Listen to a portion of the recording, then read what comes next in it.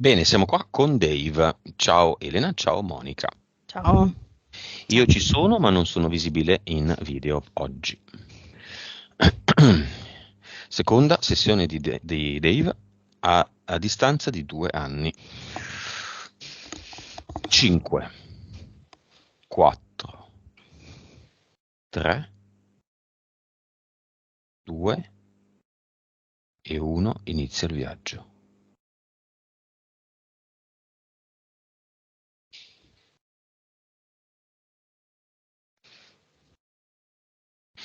Mi viene la parola viaggio.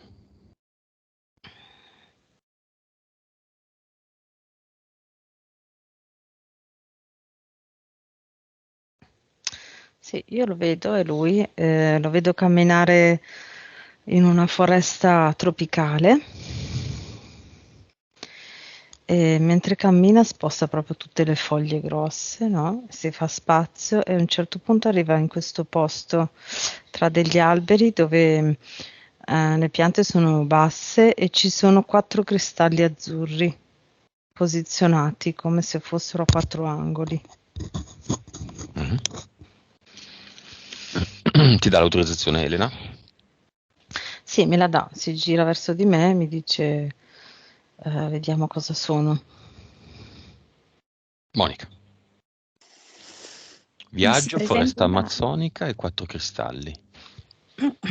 lui mi si presenta sotto forma di un formichiere che va a stanare le formiche in profondità, perché il suo viaggio è un viaggio sotterraneo, profondo.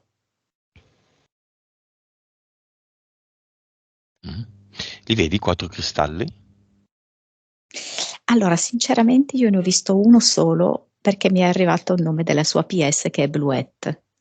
Elena ha detto che questi sono azzurri. Mm. Mhm. E la pie? Verde. La pie, Elena? Sì, è una sfera verde. Bene, Dave ha fatto un grande lavoro in 2 anni. Lavoro grazie alla prima sessione con Elena. Lavoro fatto grazie a un costante impegno e a un costante sacrificio giorno per giorno nel vedere praticamente tutte le sessioni del canale. Entità eteriche, chi vuole iniziare inizia, di Dave oggi, che sono una risorsa, non una sconfitta.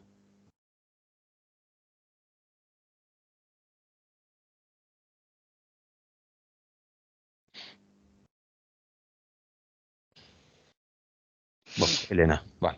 A me appare solo un giocoliere che ha in mano 2 carte, una a destra e una a sinistra, e dice a Dave di giocare con lui. Se esce la carta, c'è tipo sempre la figura del giocoliere su tutte e due le carte, no? Se esce la carta del giocoliere con i quadri, ha vinto Dave. Se esce la carta del giocoliere con le picche, ha vinto il giocoliere. E quindi chiede sempre a Dave di giocare con lui. Questa è l'unica interferenza eterica che vedo. Monica? Sì, sì, la vedo chiaramente. EDL? No.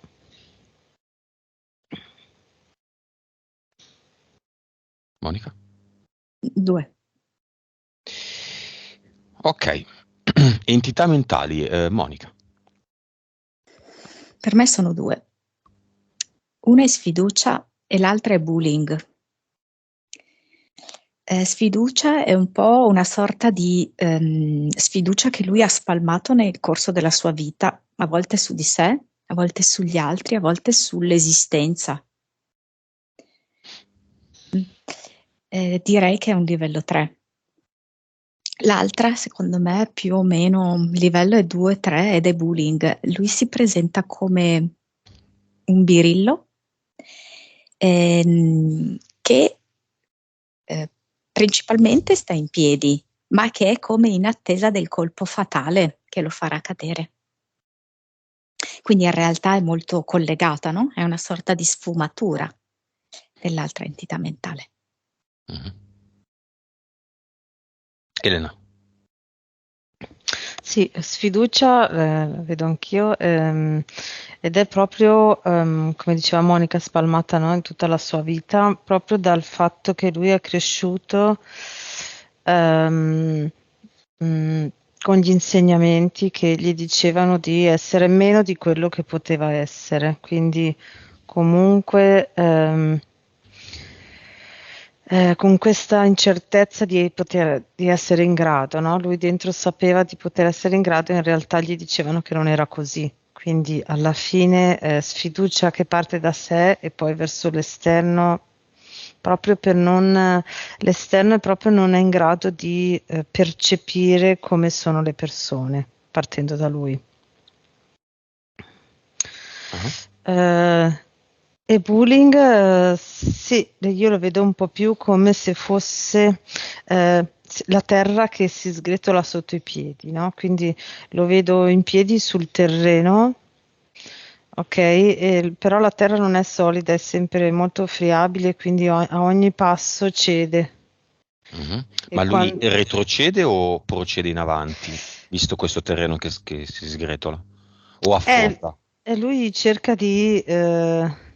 allora, diciamo che poteva essere che fino a magari un paio di anni fa retrocedeva, che correva anche indietro.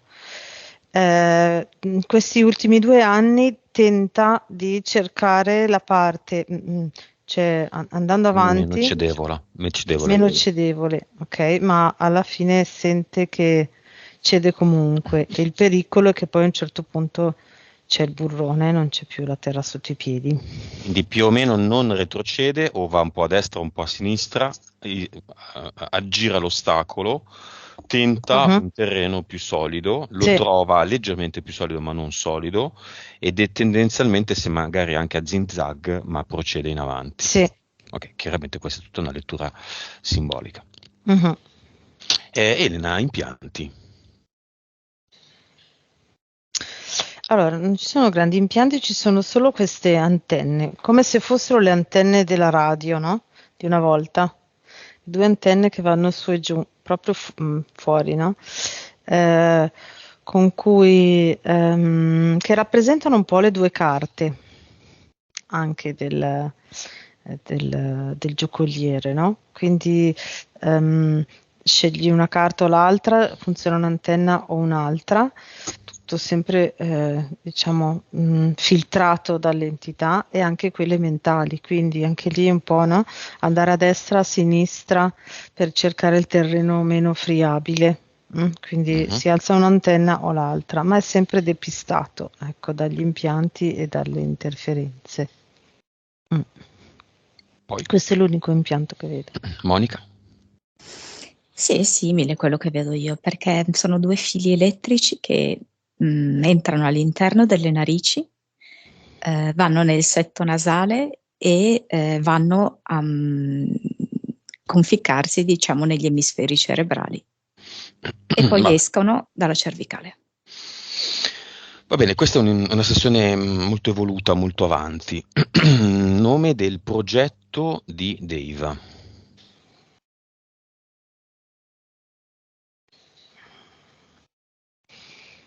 Depistaggio.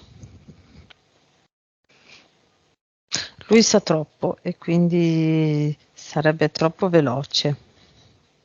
Bisogna creargli un po' di labirinti, un po' di deviazioni. Monica? Sì, in un certo senso è così, però magari me lo spiega in un altro modo, perché mi dice si salvi chi può. Mi fa vedere tutta una serie di persone che hanno costellato la sua vita e che la costellano e che non sono riusciti a salvarsi. Mm? E lui cerca di farlo in ogni modo, con tutte le sue difficoltà. PSP le abbiamo già viste. Ehm, Andiamo un po' indietro. Andiamo indietro, andiamo indietro, andiamo indietro. Dave non si è ancora incarnato. Sta scegliendo da un menù quello che vuole vivere come esperienza. Fermiamoci sul capitolo scelta del corpo.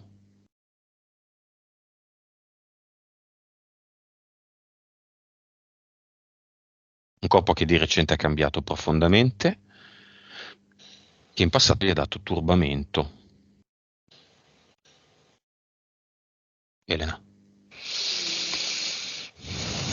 Sì, sto cercando di andare a ritroso per partire proprio dal momento in cui in cui una una parte, diciamo,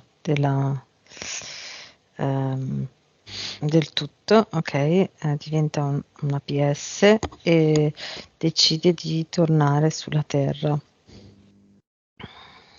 E si trova davanti, c'è come questa più o meno goccia, non lo so, no? Che è la PS e che si trova davanti tanti imbuti, come se fosse dall'alto e vede tanti imbuti e a seconda dell'esperienza principale che vuole fare in questa incarnazione, sceglie un imbuto. E quindi entra nell'imbuto e viene incanalato al piano sotto, ok? Sottostante. Lì arriva e ci sono altri imbuti, sempre più nello specifico.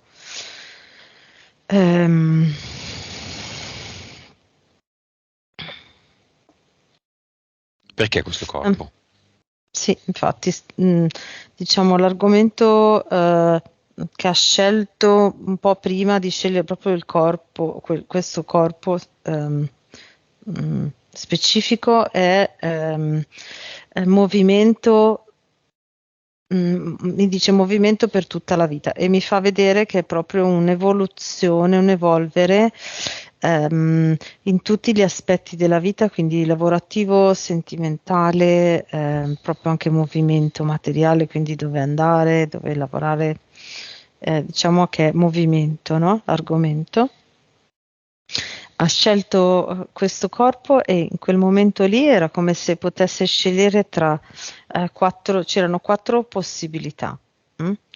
E quello che vedo è che c'è un istante in cui dici ok, è questo, e tra le 4 possibilità quella disponibile in quell'istante è stato il suo corpo di ora.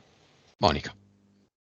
Mi fa vedere la sua anima che sfoglia un catalogo che potrebbe essere, sai, un po' sembra quello di Postal Market di un tempo. Stavo per dirlo.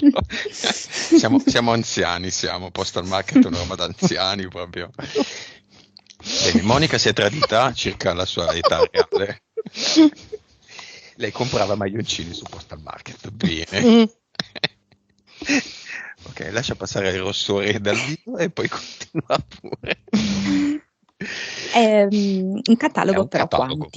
quantico, nel senso che diciamo che non è, no, costituito da delle pagine, ma è come se avesse poi diversi livelli di profondità di lettura ogni immagine. Come hai detto tu, no? A proposito di maglioncini, lei, vabbè la PS, però poi alla fine lui, ferma il suo dito, la sua scelta, su questo bambino che ha un maglioncino con la pancia tutta scoperta, perché l'addome è molto prominente, no? Uh-huh. Ok.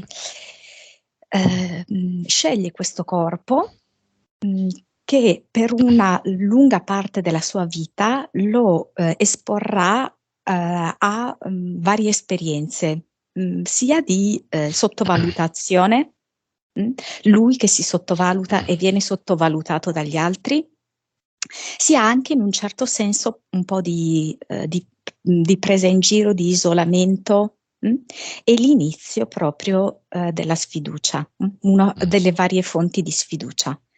Perché? Perché come dice Elena, la volontà sarà quella di muovere le cose per trasformarle gradualmente e giungere all'esatto opposto. Quindi la fiducia in se stessa, la fiducia negli altri, la fiducia nella vita. Però ovviamente c'è tutto un percorso intermedio. Il maglioncino è dello stesso colore di quello che ha Dave adesso? Rosso hai detto, no? Arancione, Eh, io l'avevo visto, sì, giallo-arancio. giallo-arancio, che è quello che ha adesso Dave. Ok, tu vedi turbamento, Monica, in questa scelta? Non mi sembra. Nella mente che ovviamente ha avuto nella vita, è ovvio che c'è il turbamento, ma Mhm. quando l'anima ha fatto la scelta, no, assolutamente no. Ok, l'anima di Dave poteva scegliere il corpo di Elvis Rigo, che Non so chi sia. è un Anch'io. atleta con il corpo perfetto. No, per fare Non gli quell'esperienza serviva. lì no. Ah. Perché? Se no, no, doveva fare un altro tipo di esperienza. Che tipo di esperienza si può fare con il corpo perfetto? Tutta una parte di... quella prima che mi è arrivata è passare dalla superficialità alla profondità, perché non deve più badare, diciamo principalmente non deve badare al fisico perché è già a posto così. Mhm. Ok? E quindi vedo l'immagine che mi è arrivata è proprio questa persona che non so chi sia, cioè non è quello che hai detto tu, mi è arrivata l'immagine di un'altra persona che non so chi sia, che è nato con fisico perfetto in una famiglia molto ricca dove quello che gli è stato trasmesso è l'apparenza. Ok? Mhm. E lui si è scelto proprio nella vita di passare dall'apparenza, quindi come appari fuori, a nella profondità e all'onestà verso i propri sentimenti e verso la propria persona. È più possibile, è più probabile una vittoria di Dave o di questo tizio che tu stai vedendo, Elena? Beh, in questo tizio in particolare mi ha fatto vedere un esempio di una persona che riuscirà a, diciamo, a mollare tutto quello che era il vecchio, quindi addirittura allontanarsi dalla famiglia e fare proprio l'esperienza del profondo. Dave è già molto avvantaggiato, cioè secondo me arriva assolutamente a portare a termine la sua missione, tra virgolette, sì, senza problemi.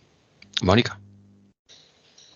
Ehm, allora, il fatto di nascere con un corpo perfetto può in realtà portare a diverse esperienze. A me è arrivato un uomo dal corpo perfetto, la cui esperienza è la distruzione, di distruggere questo corpo perfetto. E quindi, insomma, comunque in ogni caso la scelta di Dave era di un altro tipo. Forse l'esatto opposto. Ciò che all'inizio non è perfetto, non è bello, mano a mano crearlo con le proprie forze, con i propri sforzi, rendendosi conto di come il fuori partecipa al dentro, di come puoi rendere più bello un fuori crescendo emotivamente e consapevolmente. Parliamo di un disturbo, 3 secondi, della personalità, il narcisismo. È più possibile quando si ha un corpo bello o un corpo non perfetto? Forse i due opposti coincidono. Cioè? Cioè, una persona che comunque ha avuto, diciamo, dei problemi a livello di... mi è arrivata l'immagine di questa persona, direi borderline, ok, che apparentemente è brutto, ok, e a un certo punto, dopo essere stato, diciamo, deriso per tantissimo tempo, fino a tutta l'adolescenza, ok, quando anche un po' abusato, cioè, di violenza con i coetanei, no? È stato picchiato, che tipo intorno ai 20 anni in poi mi fa vedere che diventa narcisista, quindi riesce mh, ad aggirare mentalmente le persone per far sì che lui l'abbia, cioè che ci sia sempre lui, no? Che vinca sempre lui, che lui sia sempre, che ottenga sempre quello che vuole. E questo però viene molto più semplice se una persona è bella, però cioè, secondo me sono borderline, hanno proprio disagi psicologici, patologici. Monica? Dunque, la bellezza e il narcisismo io li vedo non così collegati. Infatti, Non no. sempre, non sempre. No, no, Però no. forse il narcisismo ha più possibilità di farsi largo in una persona di bell'aspetto. Ma non è sempre così. Quali probabilità aveva Dave di diventare un narcisista patologico in questa vita?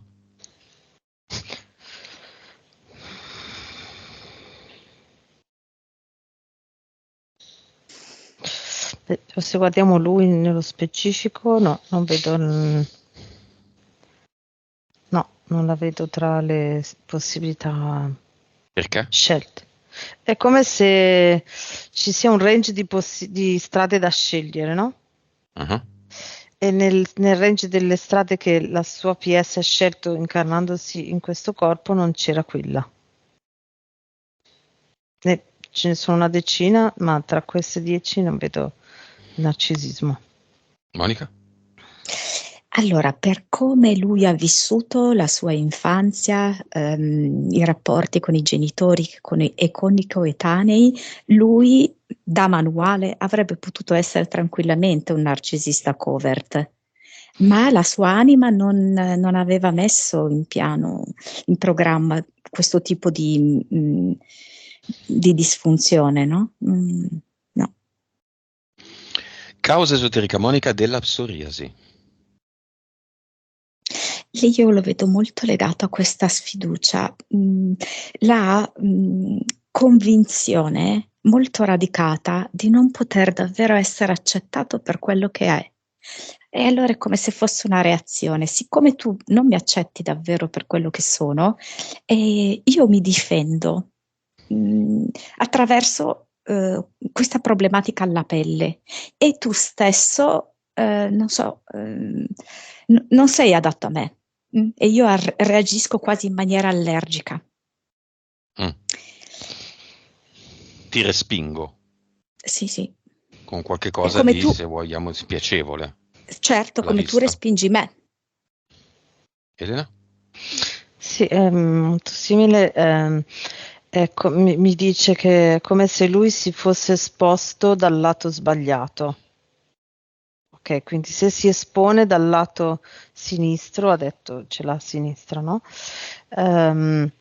Se si espone con un certo lato di se stesso è in pericolo, è più vulnerabile, se si espone con l'altro lato è molto meno vulnerabile. Elena, causa esoterica del peso, della tendenza ad aumentare di peso da giovane età, cosa che non lo riguarda più adesso perché la musica è cambiata.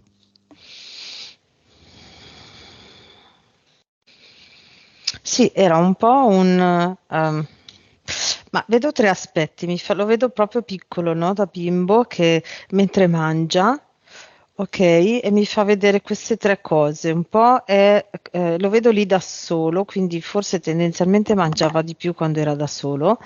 Un senso di riempire un po' questo vuoto perché si sente un po' solo. Poi un altro aspetto è proprio questa frenesia di fare delle azioni per superare questo momento difficile e in più lo vedo proprio come creare una corazza dove posso difendermi di più, no? Tipo come da cuscinetto. Monica. Sì, mi viene cibo consolazione. E poi in effetti quello che lui mostra è che sceglie questo aumento di peso che da un lato è vero che gli serve come corazza, ma dall'altro è proprio l'elemento che lo rende anche più vulnerabile, più attaccabile dagli altri. L'elemento per cui può non essere accettato e in qualche modo preso in giro. Lui ha proprio scelto un tipo di vita da vari punti di vista che gli ha fatto fare un viaggio molto profondo dentro di sé, anche molto doloroso.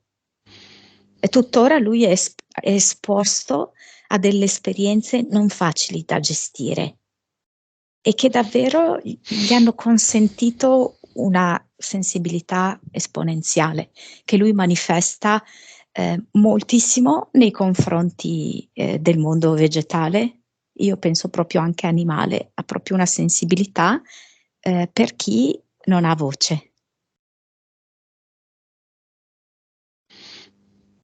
Monica, causa esoterica dell'ingobbimento, leggero ingobbimento, cioè la tendenza, diciamo, a spingere le spalle un po' in avanti.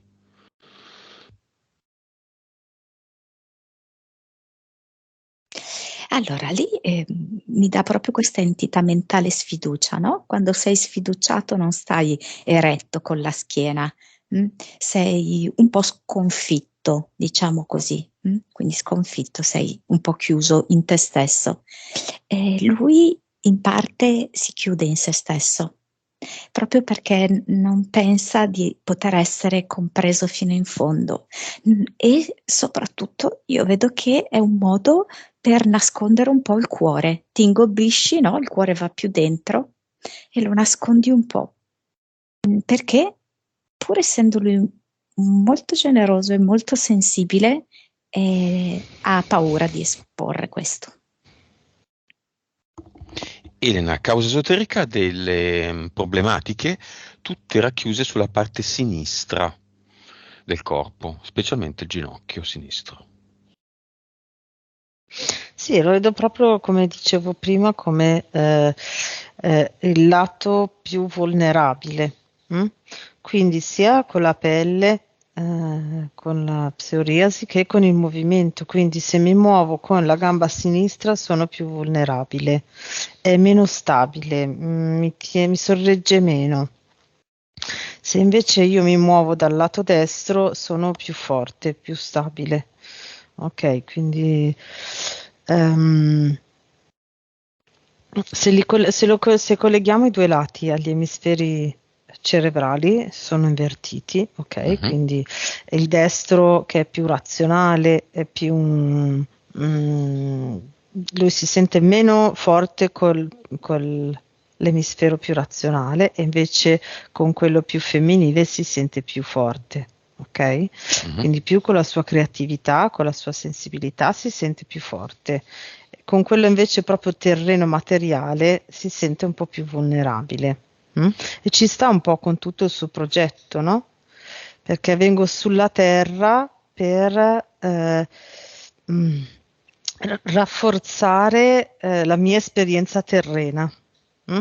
Quindi parto un po' vulnerabile sul materiale, invece sono un po' più abile con la parte più sensibile e creativa. Va bene. Monica, chiamiamo nel cinema il compagno. Viene?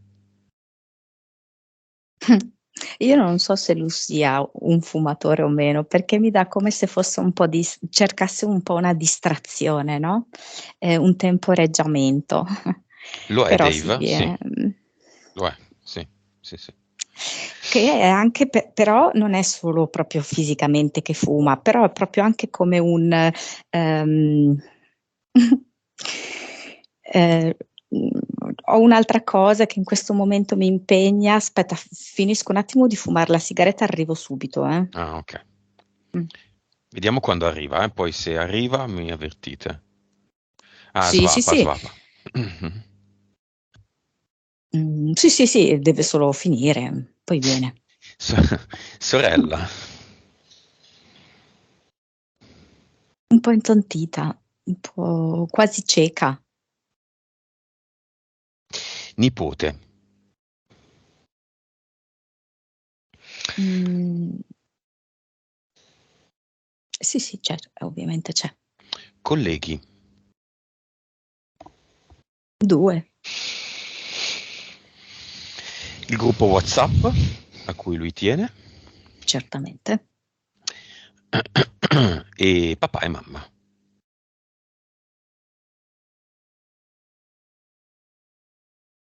Ma la mamma è sovrappeso? Cioè, perché? Sì. Non so se è una cosa simbolica. Mi viene quindi grossa, rallentata, ovviamente nei movimenti. E il padre mi viene così, come dirti, no? Un po' gliel'ho detto, questo simbolo della torre molto coriaceo, anche impenetrabile, ecco, in un certo senso. Difficile capire che cosa provi. Elena, qualcosa da aggiungere sul cinema? Sì, il papà lo vedo un po' sbruffone, un po' quasi come difesa, no? Come se in questo luogo lui si senta un po' vulnerabile, cioè se io faccio, cioè come se dentro sapesse che se sta ad ascoltare, poi dopo di là ci potrebbe essere qualcosa che non riesco più a gestire, ecco, no? No. E, e il nipote lo vedo iperintelligenza, non lo so, già prima, geniale, ecco. Cioè Il mi appare padre, quasi con sì, la sì, sì, testa che... sembra che lo sia davvero. Il padre non è che deve venire per forza per farci un favore, cioè non è che io sono il medico e gliel'ho detto io, il medico. Non gliel'ha detto nessuno, quindi se vuole stare tranquillo non entra. Se entra è un'opportunità di crescita personale, guardando il film del figlio, e evviva, festeggiamo tutti insieme. Dice una cosa un po' così, dice, ma no, poi me lo faccio raccontare da mia moglie. Bene. Portale aureo per entrambe. Richiamiamo il fratello, mancato a 33 anni, e l'amico.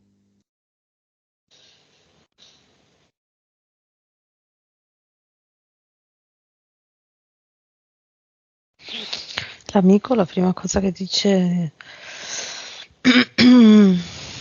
mi sono sentito come se mi avessero succhiato l'anima. Mm. Sì, sì, effettivamente a me fa vedere quasi proprio fisica, no? Lui che si estrae l'intestino, ecco, no? Le viscere proprio. Proprio dai vasi, quasi, come se li prosciugano, no? Che i vasi linfatici. Dov'è l'amico? Ma io lo vedo incastrato con questo prosciugamento eterno, nel senso era ancora lì, quasi indebolito, come se non riuscisse a reagire neanche a questo. Ecco, cioè, fermo lì. Monica. Mi fa vedere come queste sue viscere, no? Fai conto, una parte dell'intestino, che lui ha in qualche modo, no? Ha trasformato in un cordone ombelicale per ricollegarsi alla mamma.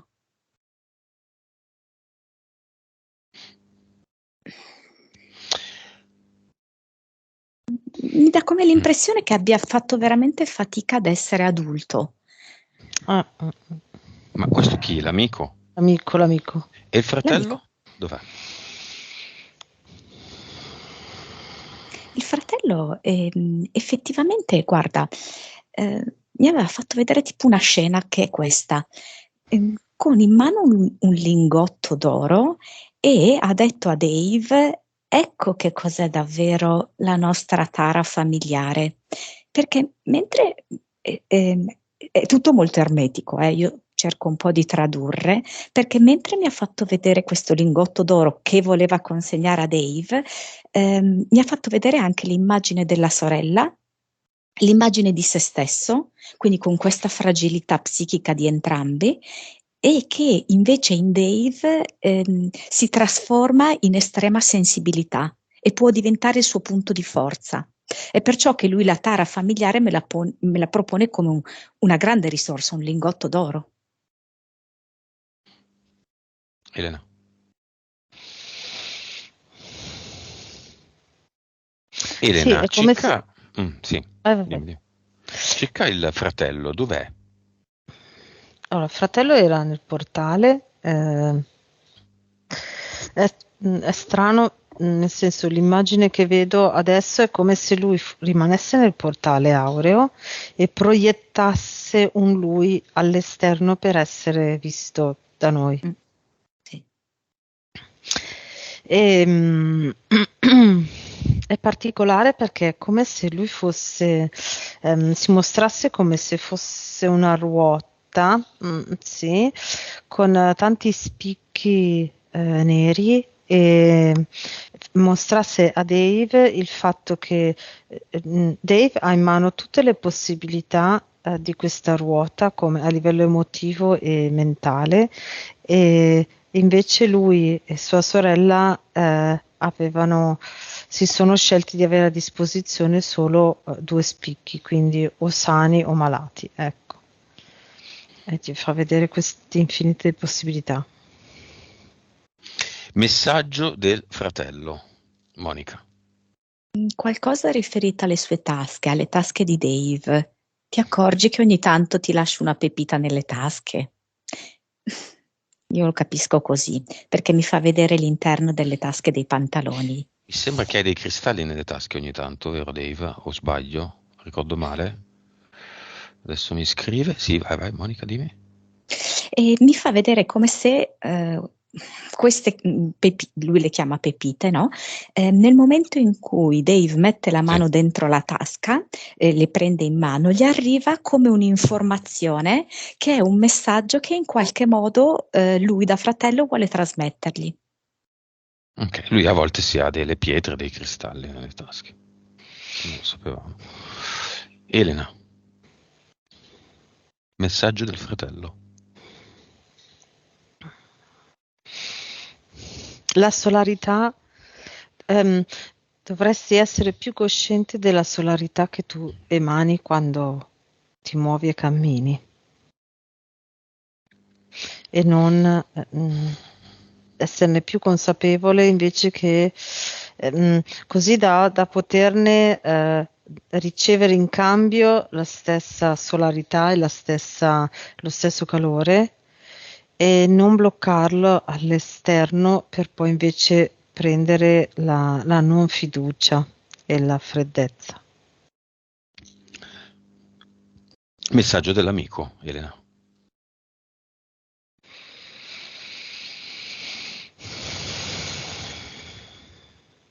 I dialoghi con te erano l'unica luce che mi davano energia in quel periodo, in quei giorni. Monica. E si esprime così, io riporto quello che sento. L'amicizia che tu sai dare è benedetta. Me lo fa intendere come se Dave fosse in grado proprio di dispensare un sentimento di amicizia unico, proprio rarissimo.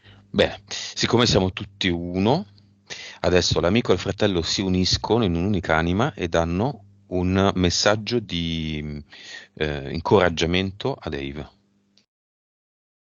Anche una parola. Chi vuole, eh? Mi dice ecco un distillato di gioia. Ed è come se gli lanciassero, non so come dirti, una caramellina che lui giocosamente, no, prende al volo, con la bocca già aperta. Elena? Mi fa vedere un toroide iridescente, quindi con tutti i colori che continuano, no, a susseguirsi e dicono la circolarità infinita, quindi è sempre quell'energia lì è sempre lei ed è sempre presente, anche se appare pesante e negativa. Vediamo un po' di valori che non abbiamo visto all'inizio, Elena. Vibrazione. Monica intervieni solo se c'è una grossa differenza. 28 miliardi. Consapevolezza. 173. Vite precedenti. 1318. PS. 51. Cervello. 9.8. Suscettibilità ipnotica. 63. Quindi potrebbe andare in ipnosi, Dave. Sì, secondo me Monica, sì. tutto? Mhm. Tutto ok? Mhm. Monica, come comunica, se lo fa, l'anima di Dave a Dave? Allora, mi parla dei colori.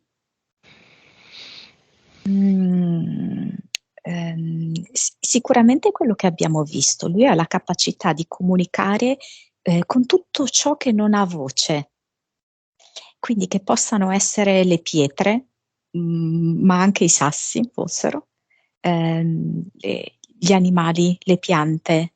mm. Quindi recepisce proprio diciamo così, delle informazioni della sorgente attraverso tutti questi esseri che non hanno una voce diretta. Però un'altra cosa importante di seguire i colori, mi dice, perché è come se i colori in lui potessero anche proprio regalargli un'altra vibrazione. E quindi nel momento in cui lui accusa questi momenti di sfiducia e a volte gli viene proprio un'ondata di ricordi in cui si è sentito in una certa maniera e così via, può utilizzare un colore anche attraverso un fiore, no? Attraverso una pietra, eccetera, per mutare proprio il suo schema mentale. Gli elementali li ha mai visti in natura? E mi fa vedere quando, per esempio, mi fa vedere tipo una foglia un po' allungata, un po' bagnata, diciamo così, di rugiada, quindi come se fosse al mattino presto, in un momento di grande silenzio, di poche persone intorno, e un momento in cui lui è molto focalizzato, ecco.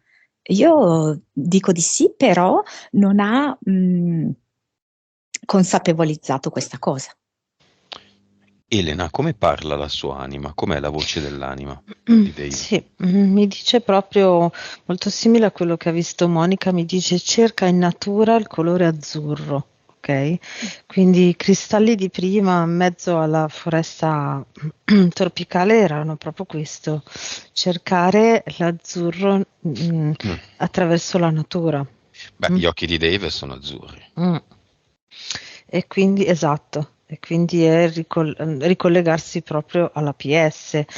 Quando si sente non centrato, se lui entra in contatto con qualcosa di naturale, di azzurro, un cristallo azzurro o un fiore azzurro, la PS in questa maniera lui rientra in contatto diretto con la sua PS. Quindi Facciamolo. quello che poi gli arriverà Mm. sarà un messaggio diretto. C'è la foglia piena di rugiada e di goccioline di acqua descritta da Monica. C'è l'azzurro, ci sono i suoi occhi. Lui si avvicina alla foglia, si avvicina a una goccia, si specchia nella goccia, si riflette Mhm. e entriamo nella sua anima attraverso i suoi occhi. Gli occhi sono due e dietro agli occhi c'è l'uno, l'anima. Cerchiamo qui la paura, i blocchi emozionali di Dave.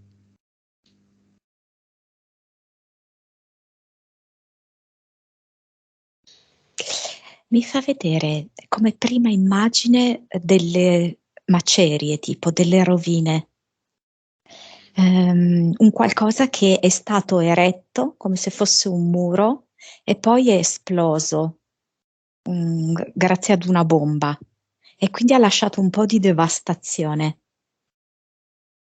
Mm? Ma al di là di queste macerie, di queste rovine, c'è un prato stupendo, verdissimo, il cielo azzurrissimo. Mm? Eh, è come se vedessi nella prima parte dove ci sono le macerie, le rovine, una profonda tristezza per tante cose accadute e elaborate totalmente, di cui non ha capito il senso profondo. Un'amarezza, tristezza, amarezza. E d'altro canto una cosa che lui non riesce a esprimere, me lo fa vedere nella bomba, una rabbia che lui non... cioè ha proprio difficoltà a contattare la rabbia e ad esprimerla. È nelle macerie? Sì, seppellita, Mhm. perché lui fa così con la rabbia. Disseppelliamola. Le macerie Meglio. vanno buttate. Poi andiamo a vedere nel prato verde dove sono le sue capacità medianiche un po' sopite, dove c'è la sua vita un po' in stand-by. Elena? Mhm. Mi fa proprio vedere che se lui si espone così com'è, ok, viene schiacciato. Avete presente quei giochi che si ricaricavano quando eravamo piccoli, che facevano così? Mhm, mhm. Ecco, lì fuori è tutto così. Ci sono queste cose automatici che schiacciano. E quindi prima di espormi devo essere sicuro che non ci sia il gioco che mi schiaccia. Andiamo avanti.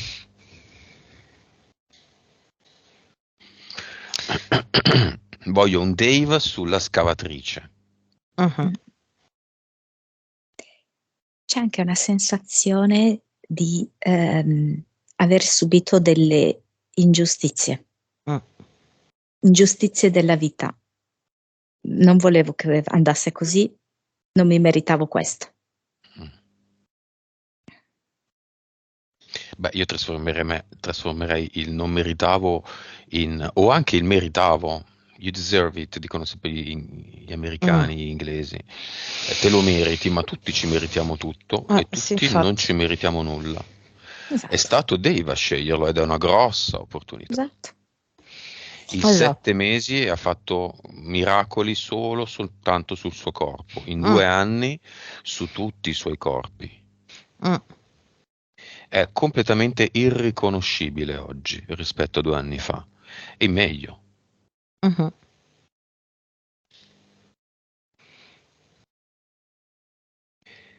C'è un grande viaggio in corso. Mm. Sì? Sì, c'è anche questa cosa che io ho visto in bullying, un po' il timore della fatalità, perché mi fa vedere come quando lui era bambino, che d'improvviso è come se suo padre gli avesse voltato le spalle e lui non è che ha capito il perché. Così come ha sentito che d'improvviso il fratello se n'è andato, l'amico se n'è andato, Mm. ok? Fatalità. E io cosa posso fare? Io sono solo un birillo, è arrivato il colpo e io sono caduto giù. Mm. Sì, Macerie. diciamo, il pericolo è proprio, no? Quello. Sì, sì. All'esterno sono questo, ma non posso niente. Ecco, la terra può cadermi, può non esserci sotto i piedi da un momento all'altro, e io non Mm. lo so. Dave sta cambiando casa, sta cambiando pelle. Ha buttato giù le macerie, ha buttato giù il muro. Per costruire una casa nuova bisogna portare via i pezzi della vecchia. Sì. Mhm. Voglio che lo faccia adesso, non dopo il cluster. Mm. Mhm. Adesso che è difficile. Mm.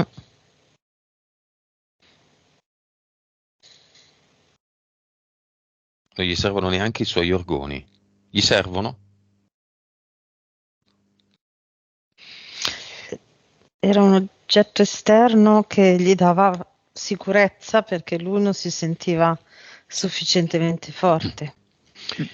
È andato a prendersi 2 secondi fa la sua pietra azzurra preferita. Gli serve? Quello è il linguaggio della PS.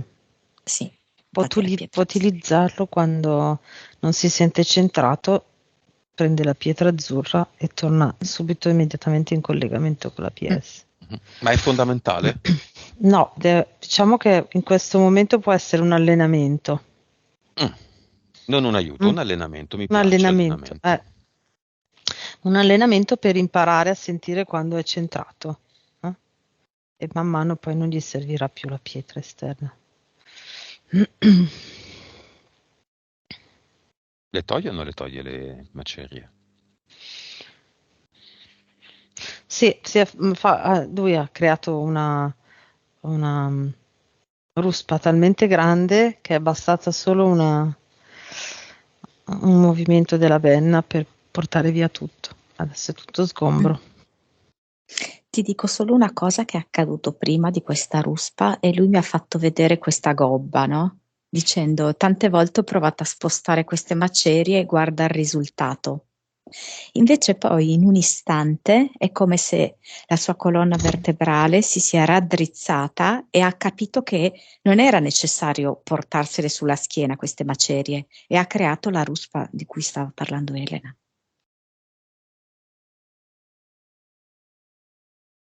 Bene. Cluster. Adesso sì.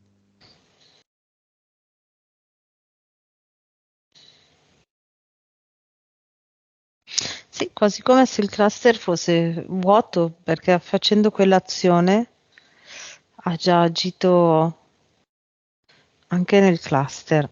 Ha tolto tutto il vecchio, che era pesante, per fare spazio per il nuovo.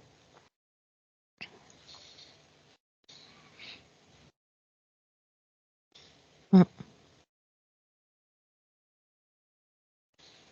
Monica? Non mi viene da ridere, scusa, perché ha spadellato un ad eternum, no? È come se avesse preso... È un gran cuoco, Dave. Spadella parecchio. Ho visto proprio che accendeva il fuoco, un fuoco bellissimo azzurro, no? E, insomma, c'è questo ricorrere del colore azzurro-bluette, io lo vedo, no? L'ho detto, la sua PS, secondo me si chiama bluette, e vedo proprio che spadella questa specie di frittata, chiamiamola così, no? E poi questa frittata lui la lancia e diventa l'ad eternum. Elena?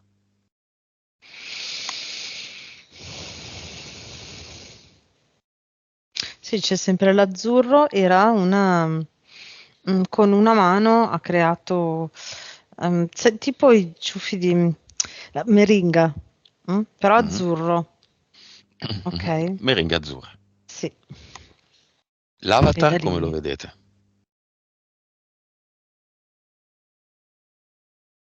Mi ha fatto vedere una miniatura di Avatar come se fosse una specie di bambinello mortificato contro il muro, una cosa così, piccolo piccolo.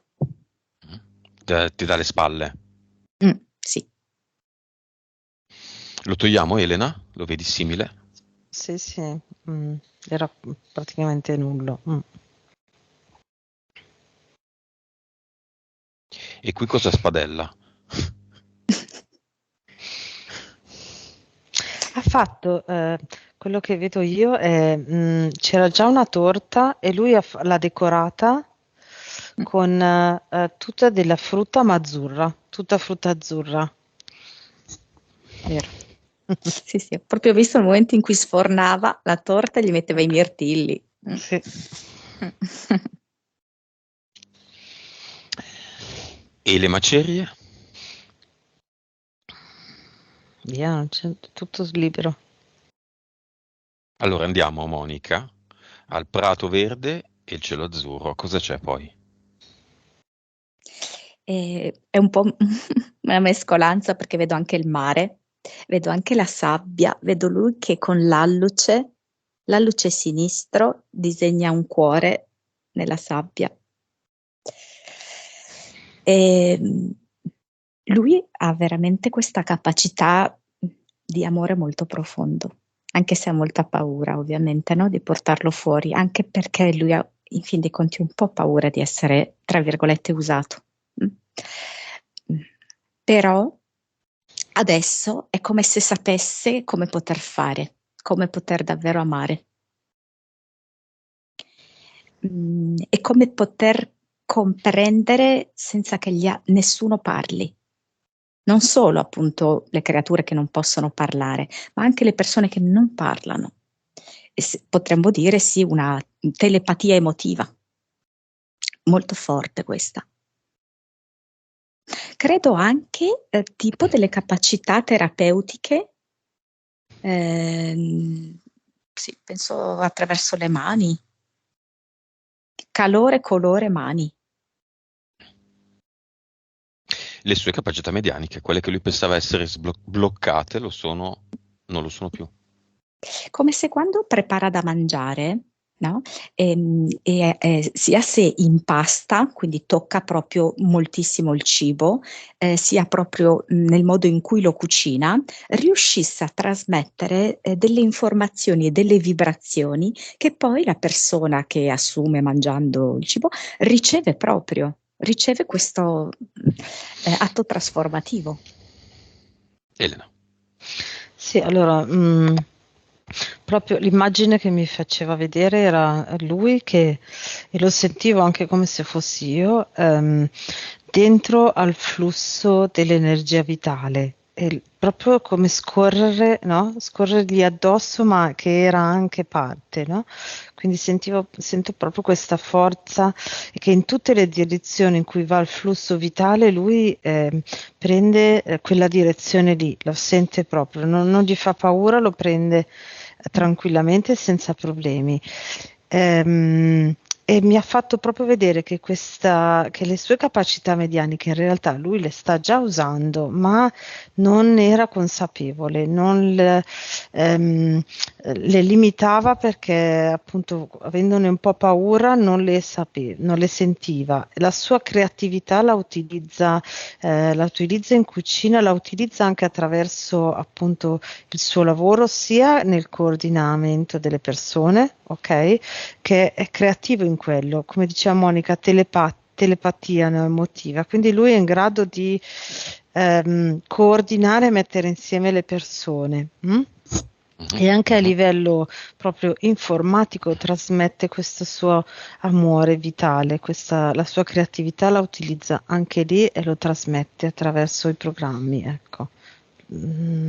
È molto forte questa cosa. È come se lui riuscisse, se lascia andare tutto e si affida a sé, alla sua PS e le sue capacità, lui in ogni movimento che fa, in ogni situazione in cui è, crea proprio questo ambiente di amore creativo. Lo vedo proprio. Quelle poche cose che avevamo visto ci sono ancora tra entità eteriche, mentali e impianti? No. No. Monica, dov'è il formichiere? Lui ha sostituito questa figura qui del formichiere, serviva all'inizio per far vedere la sua volontà di andare in profondità. Adesso me l'ha sostituita con lui, con Dave stesso, che è a piedi nudi e sta camminando nel prato verde ed è un camminare che beneficia anche della profondità della terra, quindi non solo del prato, ma riesce proprio attraverso i suoi piedi, che sembrano quasi delle radici, ad assorbire tutto ciò che c'è sotto la terra, a conoscere tutto ciò che c'è sotto la terra. Il terreno è cedevole come prima, Elena? No, no. No, infatti stavo per dire proprio questa cosa qua. Ora si rende conto che ci sono infiniti strati e non potrà mai cedere. Beh, È solo un tipo diverso di energia. a me anche io vi faccio un contributo visivo. Prima Dave era un birillo. Il profilo di un birillo è un po' il buco della serratura. Mhm. Il suo opposto, quindi, è vuoto, il buco, e non il pieno, il birillo. Il birillo è scuro, blu, nero, quello che volete. Il buco della serratura è la sua anima. Andiamo lì dentro e vediamo il messaggio che Dave dà a se stesso.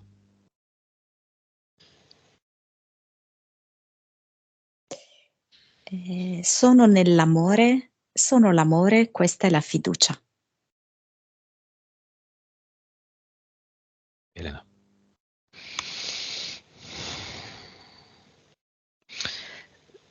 Serena libertà di esprimerti. Intervalliamo questo lungo messaggio con i valori. Elena, vibrazione. 469. Monica. 569. Monica, messaggio, continuiamo. È un po' difficile così, lo so, ma... Sì, perché era venuto qualcosa sulla bellezza.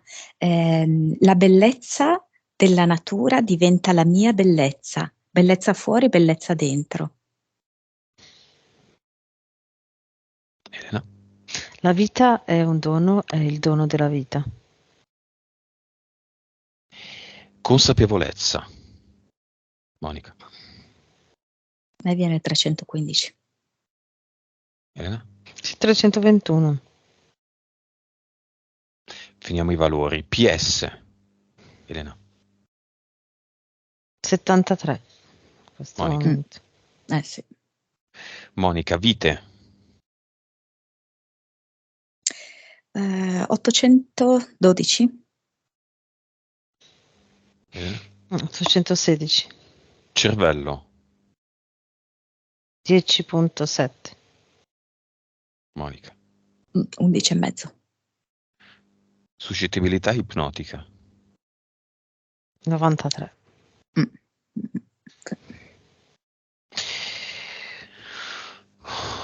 Messaggi di Dave al suo gruppo WhatsApp.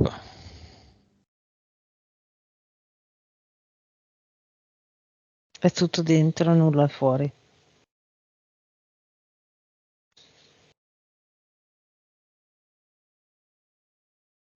Siamo insieme nel sole.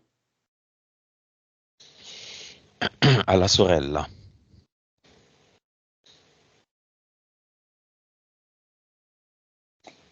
La irradia con uno di questi raggi del sole.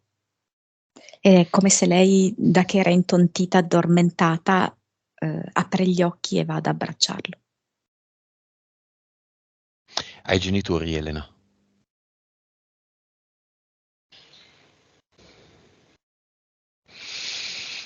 Alleggeritevi. Vivete quello che arriva. Al nipote Monica, non mi ricordo se è un maschio o una femmina, comunque. Maschio. Sei pura essenza di vita, ti voglio un gran bene, mi vedo tanto in te. Prima Monica, poi Elena, al compagno.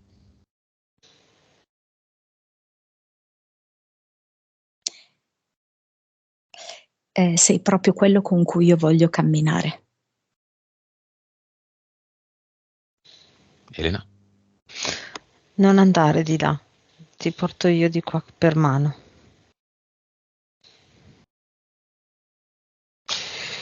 Va bene. Abbiamo finito il viaggio. Mhm. Il viaggio di Dave finisce qui oggi, non deve fare più nulla.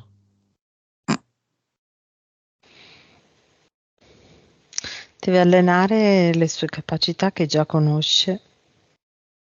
Deve solo allenarle. È già forte. Monica. È come se lo vedessi proprio pieno di un arsenale fatto di fiori, di cristalli, di tanti propositi che realizzerà di qui a breve. Che messaggio brevissimo dà a noi tre. Infinitamente grazie. Uno dei viaggi più importanti della mia vita. Disconnettetevi da tutto e tutti e abbiamo finito.